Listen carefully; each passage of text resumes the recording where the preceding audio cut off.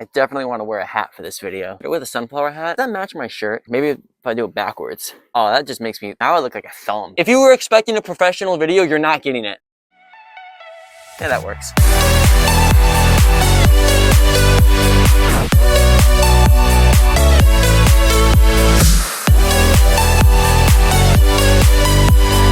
Hey, what up guys? My name is Miles and wait, that's not my intro at all. Now I remember what it is. I'm just still, I think I'm testing more of them. Yeah, of course, the guy who spent months trying to find an intro is now gonna decide to test different intros. I think I'm just gonna let you guys pick at this point because now I have two options and at this point I'm just gonna keep making them and they're not gonna work. The first option is the one we always use. Hey, what's up? Now we're just gonna spit a random one out that I've never done before. Hey, what up guys? My name is Miles. And I don't know which one works better. I don't know, I can never get to the point of a video. I always spend the first 45 seconds of a video not getting to the point. Anyway, in this video, I'm gonna be showing you two different Spider-Man suits. One really good quality one and one really bad quality one. And I'm kinda gonna be highlighting some of the differences between them. What makes the good one so good, what makes the bad one so bad, different little tidbits about the suit, and what kind of overall makes a spider suit good quality. What makes it worth the money you're spending on it, and what makes good quality suits good quality. Like what are the good qualities about the suits that make them look so cool? What makes them look so great? And why don't all Spider-Man suits look that way? You might not think there's that many different things that go into a Spider-Man suit that makes it look good or bad, but you would actually be surprised. And over the years, I've accumulated a decent amount of Spider-Man suits, but only a few of them really being good quality. And that's because over the years, it was a trial and error method, not knowing what suit was the best or what kind of options to pick or what site to go to. I never knew what the options meant. I never knew what any of these things meant. I didn't know what all of these spider suit options were even. And I know there's probably someone out there trying to get their first suit and doesn't know what they're doing or doesn't know what they're looking for, and that's okay. I got you. Like I said in this video, I'm gonna break down some of the things that make suits good and some of the things that make them bad. In front of me, I have two different Spider-Man suits. I have a whole drawer full of them, but I picked two of them. The first one is my good suit. It's my Amazing Spider-Man 2 suit. And if you've seen my content for a decent amount of time, or you've seen any form of my content, you've probably seen this suit because this is kind of like my go-to suit. This is the one that I have the best quality of. It's one where the fabric is the best, it's one where the shoes are inserted in, it's the one that has lasted me the longest, and the one that feels the best when I'm wearing it, despite having taken it out on multiple shoots. On this side, I have a very crappy Spider-Man suit. It is a Spider-Man Far From Home, very flimsy suit that I got from Amazon. So I know I see a lot of people saying you can get your Spider-Man suits on Amazon, and as cheap as they might be, I don't recommend you do that. I know it could be tempting to get a cheap Spider-Man suit because you don't want to spend the money on a good quality one. I get that. Trust me, of all people, I'm broke. I get that. But when it comes to a Spider-Man suit, I don't want you to sacrifice money for quality. I don't want you to be disappointed with an option like this if you want something like this. And pretty much anybody who does watch my page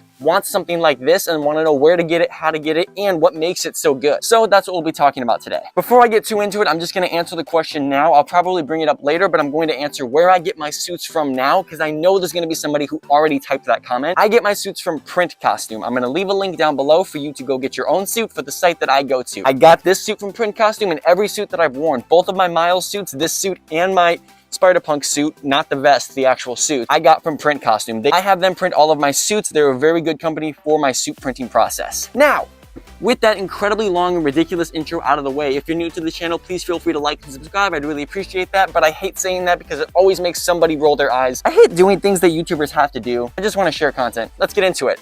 I'm 6 minutes in. Yeah, no one's gonna watch this video. So the first thing that makes these suits different is the material that they are made out of. To my knowledge, all Spider-Man suits are made out of a material called Lycra. It's a 4-way stretch fabric that's not really spandex, but it's more along the lines of a stretchy, form-fitting fabric. When you're ordering a suit, they'll give you options between Lycra, super thick Lycra, all of that stuff, right? But it all falls under the umbrella category of Lycra. It is a 4-way stretched, form-fitting fabric. That's a tongue twister that is commonly used for Spider-Man suits. So I know the common trope in all of the media is that he's wearing a spandex onesie, but the suits aren't actually made of like a stretchy spandex. They're made of a fabric Lycra. That's the first thing that distinguishes these two suits from each other, is the actual material. Just off the bat, touching these two suits, I know you can't actually feel the suits, but touching the two, I can feel that they are not made from the same material. This is made from a lot thicker, a lot more sturdy of a material, and this one is much more flimsy. I don't know if you can see it, but let me try to show you. If I wave the suit like this, you can kind of see it has a bit of form to it. It has a bit of strength to it, right? It doesn't look super light. It looks pretty thick versus this one that just kind of flops in the wind. I don't know if that's a very good Yeah, see how this one kind of holds its form and this one kind of flops? That's probably not the best visual interpretation. The material is definitely more of a touch-based thing, and you'll definitely feel it. You'll feel when you're wearing these suits that these are much, much thinner. These are very exposed. This is much thicker. You feel a lot more protected in this suit. I don't know if these bat suits are made of Lycra. If they are, it is an incredibly cheap and an incredibly thin version, because I can actually see through the suit. I can see my phone through this suit, and this one, I can't even find the thing. Wow, this is embarrassing. And this one I cannot see through. Again, I don't know. Wait, can I I wonder if I could do that in the camera. Hold on. This is how ghetto my setup is. I have to do, I'm squatting for this. Look at this.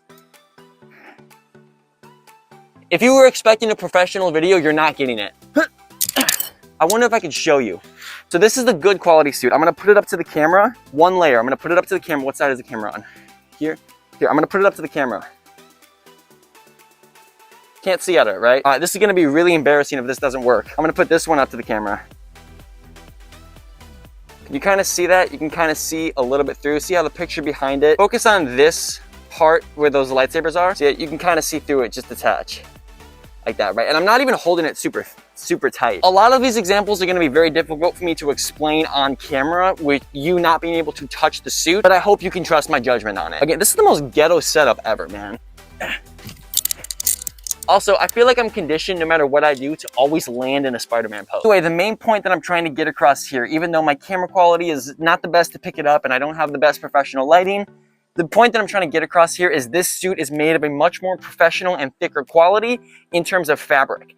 While as this suit is not made of that same fabric. It stretches a lot more, it doesn't have the same form-fitting textures, and it's not as thick. Now, I know when people talk about Spider-Man suits, they say, like, why should they be thick? Isn't a Spider-Man suit supposed to be skin tight? It's supposed to be thin, right? Yes, but no. Like I said, they are skin tight, meaning that the tighter they are and the thinner they are, they will show everything. If you don't know what I'm talking about, I have a video linked down below that will let you know what I'm talking about. Gentlemen, hide those web shooters. Anyway, you want a Spider-Man suit to be thick enough in material that is almost a layer of clothing. You want to feel as though you're not wearing a Spider-Man suit, if that makes any sense. When I'm wearing this one, I feel fully protected. I feel fully covered. I feel as though I'm wearing a layer of clothing versus this one is basically nothing. And that comes down to the material and the thickness of that material. This also works in terms of practicality. If you're outside for a photo shoot and you're wearing only a Spider-Man suit, wearing a thin one like this that doesn't have much protection to it, you're going to get either very hot or very cold depending on the weather that you're in. Versus this one, I'll be honest, doesn't protect you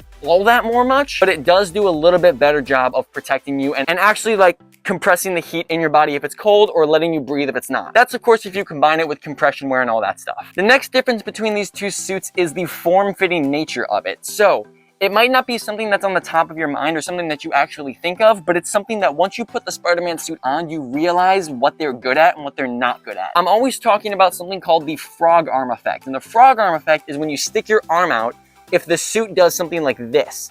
If the suit holds out like this and doesn't compress in, that's the frog arm effect. Every Spider-Man suit, no matter how form-fitting it is going to have some form of a frog arm effect to it. However, these ones are much more egregious and they have zero sort of form-fitting nature versus these ones where it's simply just, it's stretching to follow your arm, but you don't really notice it. Following suit kind of on that same note, it holds form everywhere. So a suit like this, a good quality suit, will hold its form while also being a skin-tight suit. So a suit like this, obviously it's a skin-tight suit. Obviously it's thinner than my body. My shoulders are a little bit wider than these shoulders here. It's good at compressing its form, but when I put it on, it forms around my body like that. This suit kind of holds its shape no matter what. You see how if I hold those arms out, it kind of just stretches out like that, and it's just completely wide? Versus this one, that actually kind of holds that form a little bit better. You'll notice this a lot more when you put the suits on, that these good quality ones will hug your body, they'll hug the inside of your arms, they'll hug your biceps, they'll hug every part of your body where it should. Versus this one, it kind of just does its own thing and does what it wants. It'll be loose on where the suit is loose, but it won't really hug your body anywhere unless you fit in the suit. Basically, to sum that all down, this is very flimsy, this is very form-fitting. Another really big difference between these two suits is actually the color. So not the physical color of the two suit designs. Obviously, the Far From Home suit and the Amazing Spider-Man 2 suit are gonna have two different color schemes because they're two different suits. This one is substantially brighter, this is a more desaturated red, but that's not what I'm talking about. What I'm talking about is how well it holds its color versus how well it starts to desaturate that color. Every Spider-Man suit, like I said, will stretch when it's on your body. So a good way to test if the suit is good is to stretch it to see when it starts to lose its color. In a suit like this, obviously there's not even much room for me to stretch it, like I said, because it's not very form-fitting, it's very flexy. But if I take the suit and I just pull it, do you see how quickly it loses this color? How quickly it goes from that deep gray into a white? You can practically see my thumb through it, right? Same thing with this oversaturated red.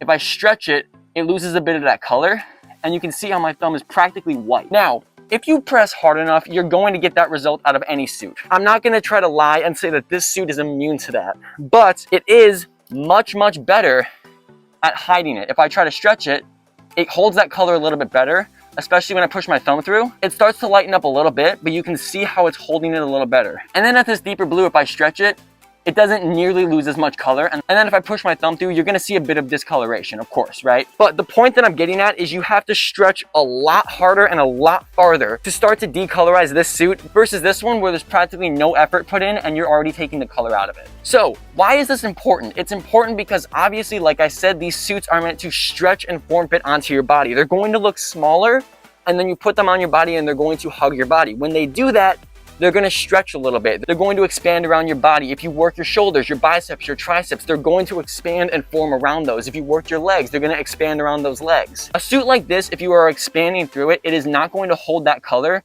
well at all. It is going to lose a lot of the color the second you put it on because you are stretching it in 4 directions. You're stretching it in every which way possible. Versus a suit like this where you put it on and it still holds that same color. It retains that saturation. It retains those levels of the color. Now, I'm gonna bring up a counterpoint to this because it would be arrogant to ignore a clear counterpoint to what I just said. Obviously, what I just said is if you stretch the suit out enough, you're going to get that discoloration. But what I said earlier is that this suit doesn't really stretch out. It kind of holds its form no matter what, and it's very flimsy. So you're going to have a lot more loose fabric than stretchy fabric. So when you put a bad suit like that on, you might not notice the discoloration, but you will notice that it is very floppy. It doesn't hold its form and it has a lot of sagging layers. That is way worse than color desaturation. So both of those points don't really work in favor of this suit because it's not stretchy enough to hold its form, but if it is stretchy enough to hold its form, and let's say you're bigger than the suit, you're gonna lose the color regardless. So let's say that this suit is too big on you.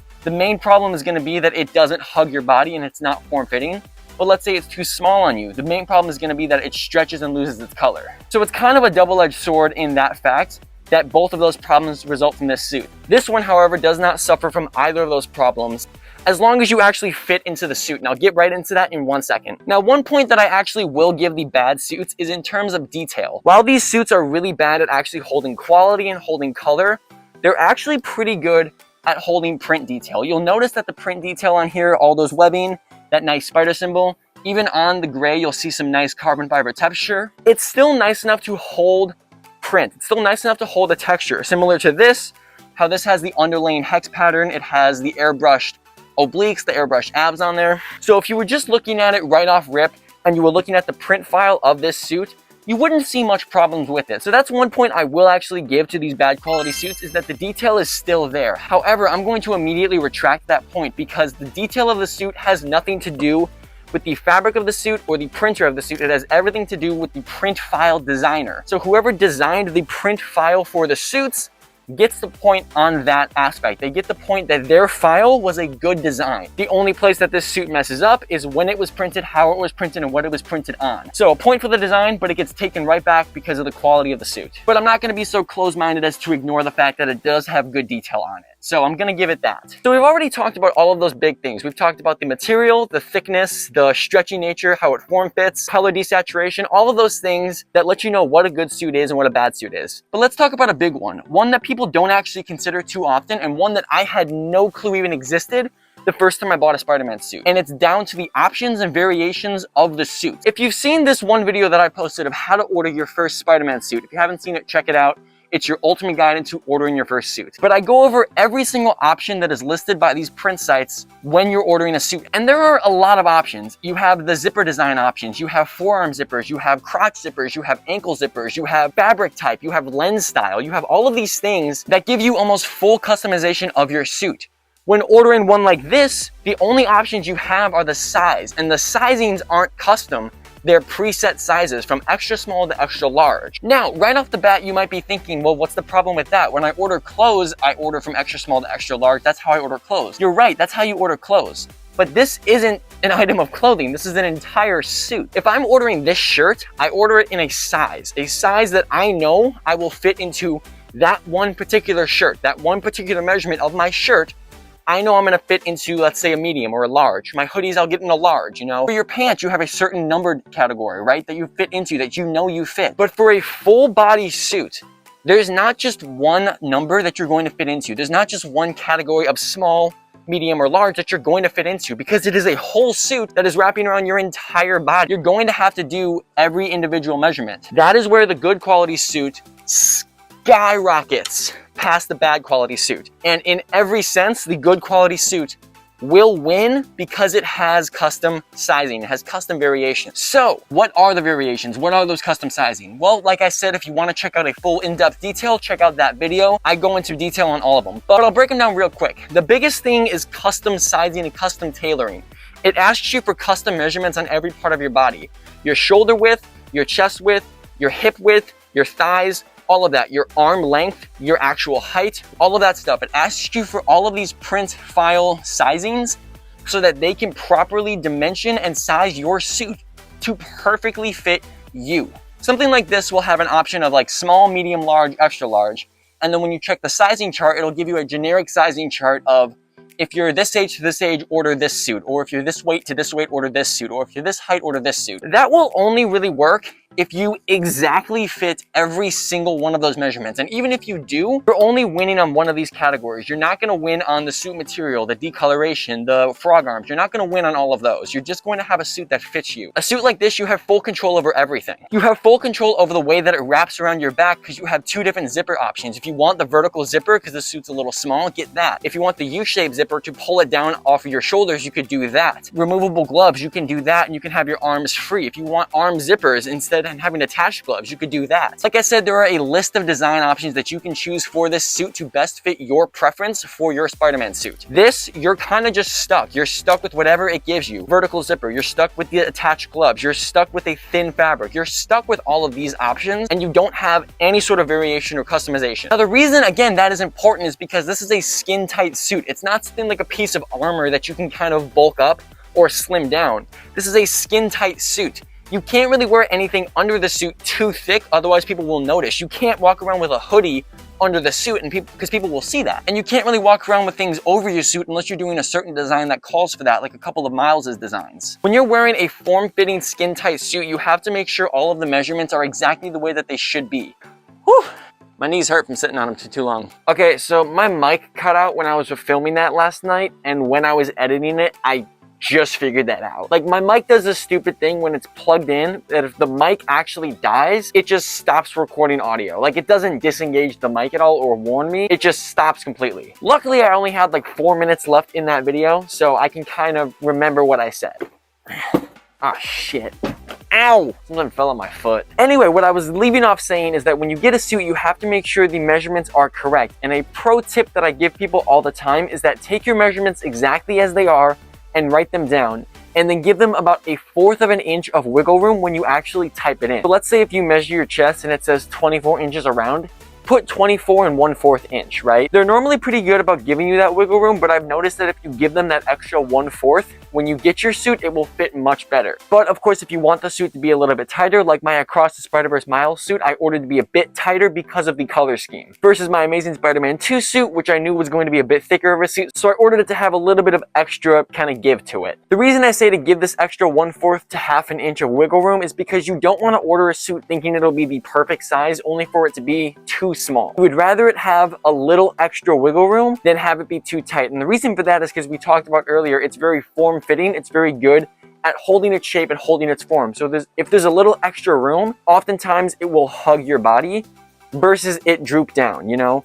Obviously, if it's an egregious amount of room, like you're giving it 2, 3, 4 extra inches, it's going to droop. It's going to be too loose. If you stick within that 1/4 to 1/2 an inch of wiggle room, you should be safe. Extra pro tip is that you can adjust the measurements based on how you want the suit to look. So if you want it to be tighter around your chest and shoulders, but loose around your arms, like kind of how I have my suits, it's tighter around my chest, shoulders, and biceps. but I have a little extra slack around here, so it kind of bunches up just a little bit. You can convert your measurements that way to make it tight around the chest and then loose around where you want it. That's just a tip for when you're measuring it. Again, I go over it in heavy detail in that video. I'm gonna keep plugging that video because anyone who wants a Spider-Man suit, I highly recommend you watch that video. So again, I can't remember exactly everything I said in the video, but I did make this point very, very clear at the end. I don't want people to think that ordering one of these cheap suits is bad. I know I spent the entire video ripping on those suits, saying how they're bad quality, saying how they lose color, saying how they're not a good option. And I know how I might have made some people feel bad about that. Some people feel bad about the suit that they have because I was ripping on it the whole time. But what I do also want to say is those kind of cheaper Amazon suits in isolation aren't necessarily the worst option. You know, they're not a bad option to have if you're on a budget, if you don't want to commit fully for a suit, if you don't want to commit a whole paycheck to a suit, or maybe you're not sure and you just want kind of a cheaper suit.